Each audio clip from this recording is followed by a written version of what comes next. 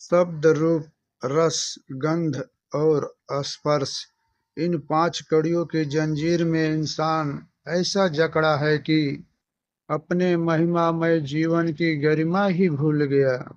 इंसान बाहर की चकाचौंध और इंद्रियों के स्वाद में इतना खो गया कि उसे याद ही नहीं रहा कि वह मिट्टी का पुतला नहीं बल्कि उस अविनाशी निराकार का अंश है।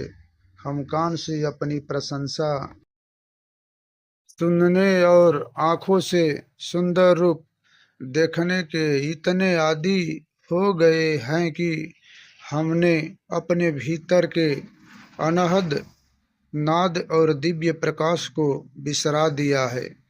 यह बिल्कुल वैसा ही है जैसे कोई कांच के मोतियों को इकट्ठा करने के चक्कर में अपने गले का हीरा आत्मा गंवा दे।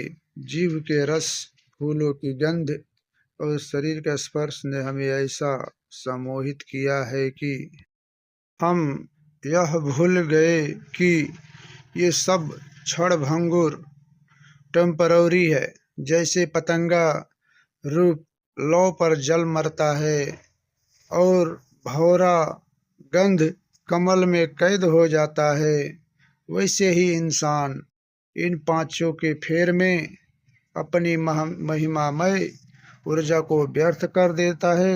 जब तक हम इंद्रियों के गुलाम हैं, हम बेहोश हैं।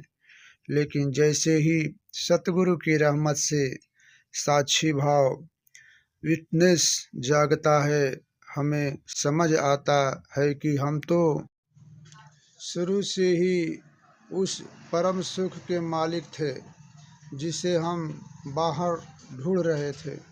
आत्मबोध वह प्रकाश है जो हमें बताता है कि हम तो उस निराकार के अंश है।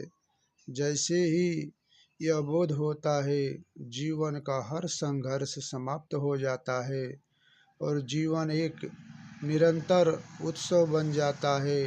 धन्य निरंकार जी।